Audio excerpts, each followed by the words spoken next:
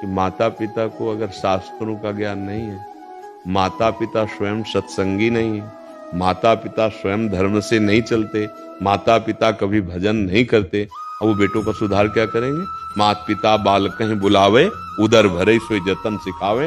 अब वो यही सिखाएंगे ना कैसे रुपया कमाना है, कैसे क्या मनमानी आचरण करने हैं। अब उनको खुद धर्म का ज्ञान नहीं तो कैसे? जो धर्मात्मा माता पिता हैं, जो शास्त्र का स्वाध्याय किए हैं या संतों का संग किए हैं, वो अपने बालकों को भगवत शिक्षा देना प्रारंभ करते हैं। सुनो, सुबह उठो, पहले धरती के चरण छो और हमारे चरण छो, पापा के चरण छो।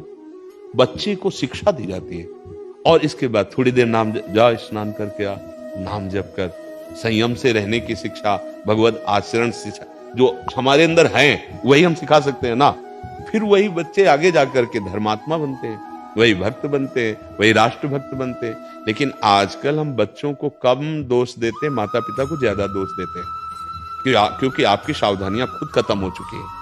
आपको खुद पता नहीं है कि हमारी जीवन शैली कैसी होनी चाहिए, उसका प्रभाव बच्चों पर पड़ रहा है। आप थप्पड़ पे थप्पड़ अपनी पत्नी को मार रहे हैं, वो आपको कटुवचन कह रही, छोटा बच्चा खड़े खड़े रो रहा है, वो जानते हो क्या करेगी? जब आप बूढ़े होंगे ना तो वही लीला आपके साथ होगी, वही बर्ताव आपके साथ होगा।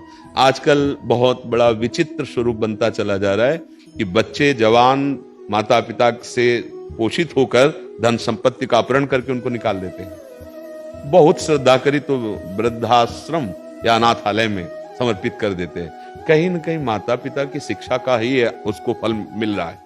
माता पिता ने उनको सही शिक्षा नहीं दी।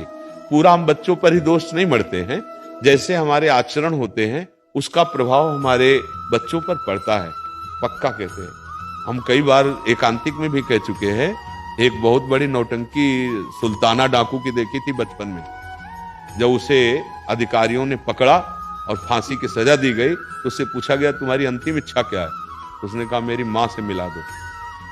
माँ लाई गई, कहा बेटा सो इसे लपट करके दांत से नाक काट ली थी ऐसे। तो उनका ऐसा क्यों किया? अधिकारियों ने पूछा, बोले पहली दुश्मन ये हमारी है। हम एक पेंसिल चुराई थी और कहा माँ ये पेंसिल चुरा के लाया। तो उनका बढ़िया बेटा, लिखने के काम में आएगा। बस उस वचन ने मुझे सुल्ताना डाकू बना दिया और आज मैं फांसी पे चढ़ रहा हूं, इसलिए इसकी नाक काटी। अगर उस समय एक थप्पड़ मार देती तो जीवन भर के लिए मेरी गलती का ये संस्कार न पड़ता। तो बहुत कुछ, सबसे पहले माता पिता गुरु होते हैं, वही हमें शिक्षा देते हैं। पर माता पिता ही व्यसन युक्त हैं तो बच्चे को व्यसन मुक्त कैसे कर सकते हैं? माता पिता ही व्यभिचार युक्त हैं तो बच्चे को कैसे कर सकते हैं? माता पिता ही भ्रष्ट बुद्धि के हो रहे हैं तो बच्चों को संस्कार कैसे दे सकते हैं? गर्भस्थ शिशु से संस्कार प्रारंभ हो जाता है। जिस दिन पता चले कि गर्भ में बच्चा आ गया है उस दिन से ब्रह्मचर्य का पालन दोनों को करना चाहिए, माता और पिता। क्या ऐसा है? बच्चा प्रकट हो गया है, अब हम उसके संस्कार जैसे डालेंगे वैसे बन जाएंगे। हमारे यदि गंदे आचरण तो अपने आप उसमें संस्कार जा रहे हैं। समझो जब वो जवान होगा और अपना वर्ताव प्रकट करेगा तब रोते घूमोगे कि हमारा बेटा है। नहीं, उसके जनक आप है, जनक माने पिता, उन संस्कारों के भी जनक आप है।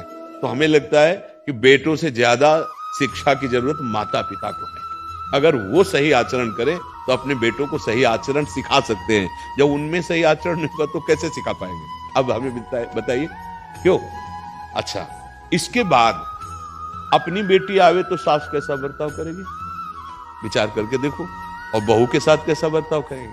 ठीक है, बहू से पूछो तुम अपनी माँ के साथ कैसा बर्ताव करोगे, सास के साथ कैसा कर रहे हैं? ये जो गृहस्थी के चरित्र हैं ये सब भ्रष्ट होते चले जा रहे हैं। ऐसे कई, आप लोग तो संसार में समाचार सुनते होंगे, आप देखते हैं कि बूढ़ी माँ को बेटा मार रहा है, या बूढ़ी सास को बहू पिटाई कर रही है, या सास ससुर पति तीनों मिलकर के बहू की पिटाई कर रहे हैं। ये क्या है? ये राक्षसी बुद्धि कैसे आ गई? बोले भगवान का आश्रय नहीं, सत्संग सुना नहीं, शास्त्र स्वाध्याय नहीं, तो बुद्धि भ्रष्ट तो हो ही जाएगी।